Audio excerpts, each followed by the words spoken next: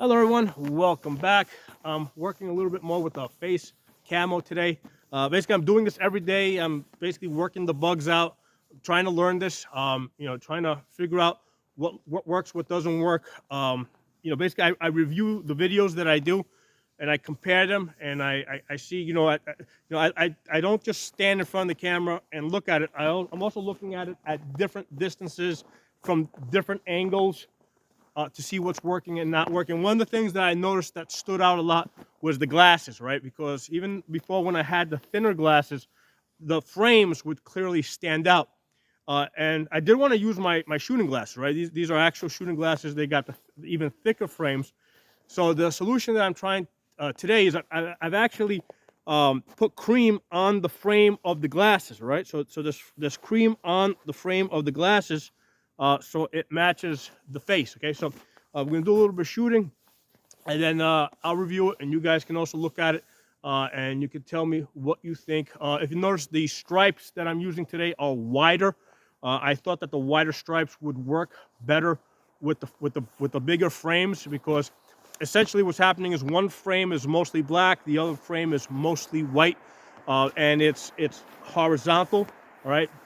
So that you want to kind of work contrary to nature, contrary to what the human body expects, right? What the human body expects: two dark shadows under the eyes, right? Two dark shadows here, and a dark shadow over here from the shadow that's cast by the nose. So that stripe kind of throws that out of whack a little bit. Okay.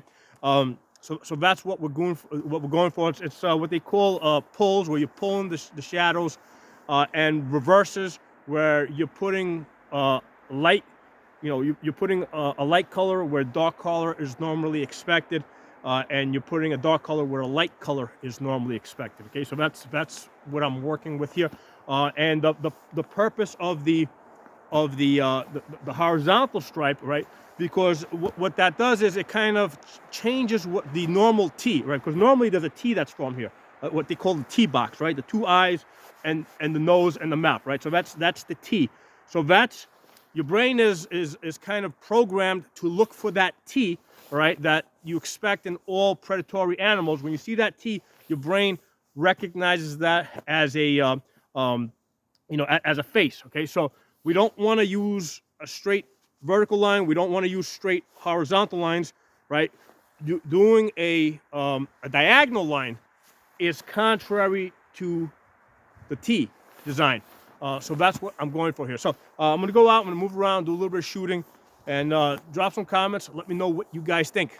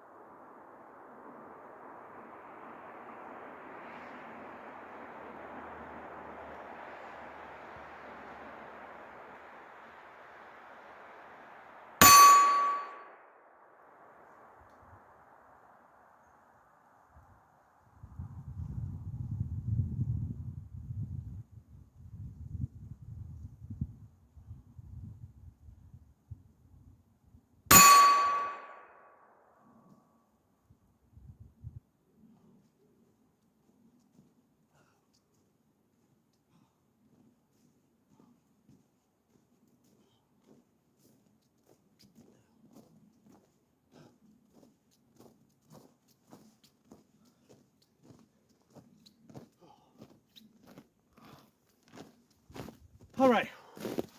So first, let me say this. Running around in 6 to 8 inches of snow is a lot more tiring than running around in ground like this that has been basically plowed out. So that's something that you definitely got to factor in as you're moving around. Moving through snow tires the shit out of you really fast. Now that affects your shooting because you're tired, right? Especially if you're trying to shoot offhanded, it's hard to keep the gun steady. So what I was doing is I was actually bracing my forearm up against the tree, right? In all opportunities where I had a tree to brace myself up against, I was using the tree to steady the gun, okay? Now, the thing that you gotta be careful of, some of these trees are dead, okay? And you can tell it's a dead tree, like there's one over there, right? When you look up, there's basically like, there's no limbs on it, right? It's basically, you know, here, let me show you a dead tree right here.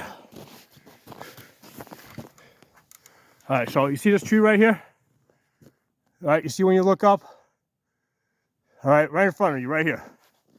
It's the very first tree. All right, there's nothing on that tree. That's a dead tree. All right, there's other trees out there that are dead. The problem with dead trees, okay, sometimes if you push on them, they fall, okay? Now here's the thing with dead trees. They don't fall over like that. Dead trees usually break in sections, right? So the top will come off, or it'll break in 3 sections. So one will go this way, one will go that way, one will go that way. So basically it drops big heavy branches, right? Each one of those could weigh 100 pounds or more. It drops them in all directions. And if you have one of those fall on your head, it's gonna kill you, or it's gonna seriously hurt you. So before, I don't know if you guys were able to notice it in the video, but before I actually leaned on the tree, I looked up to see what the condition of the tree was, to make sure it wasn't gonna kill me, all right? That's not just something I've learned recently. That's something I learned, you know, right, like a very long time ago when I started walking the woods. Dead trees are very dangerous, especially if you're, you know, sometimes I'm working like this area here. I had to clear this out with my machine, with my tractor. You know, I'm very careful when I'm backing up because I can back up into a live tree and that's fine. But if I back up into a dead tree and just hit it, you know, I could get a very big, heavy piece of wood on my head. So you gotta watch out for the dead trees, okay? The other thing I was more conscious of this. I screwed it up the first time I did this last week. When I was shooting over the snow, right? I made a conscious effort. You gotta turn the rifle sideways. Because if you hold it vertical, there's a 2.5 inch difference between your line of sight and your barrel, right? So if you hold it like this, yeah, you're just peeking over the snow, right? But what's actually happening is your barrel is pointing into the snow. I mean, it'll shoot through the snow, but the bullet will get deflected. And even at this short distance, I won't be able to hit that 6-inch target, okay? I mean, it won't deflect it too far off, but it won't hit the target. So when I'm shooting over snow, I gotta make an effort to shoot the gun sideways, all right? So a lot of times we laugh at the gangsters holding the gun sideways, shooting them. Hey, listen, there's a time and place for everything, right? If you're coming over a ladder and you're looking over the top of a roof, holding the gun sideways makes a lot of sense, okay? Or if you're shooting over the snow over here, holding the gun sideways makes a lot of sense. So maybe those guys in the hood know something, you know? Maybe they figured this shit out way before we did. I don't know. So anyway, I hope you guys enjoyed this video. Drop some comments below. Let me know how it looks. Let me know how this camo looks at different distances. Right? Sideways. Next to a tree.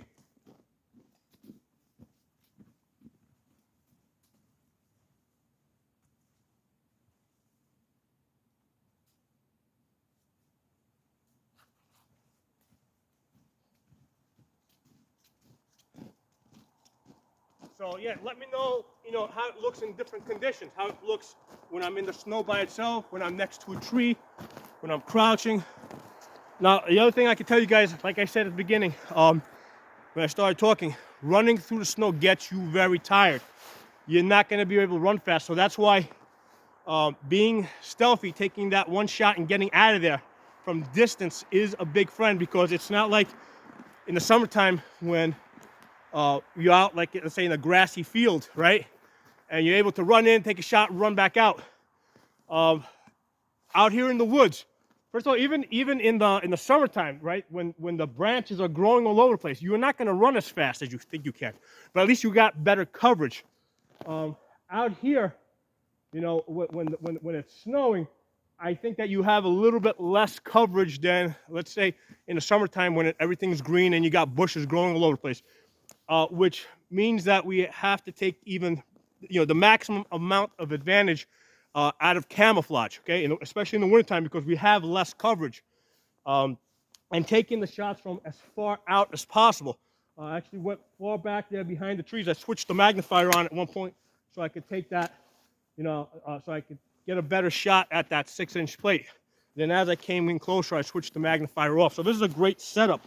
This is the Palmetto PX9 Holosun 510C magnifier, Holosun 510C optic, Holosun HM 3X magnifiers, 3x magnifier, brash tactical sling. It's got the fast adjust sling, really handy, especially when I want to do the magazine change, right? Because it's kind of hard to loosen this up. I can get to this position, I can do my magazine changes more quickly, then tighten it up.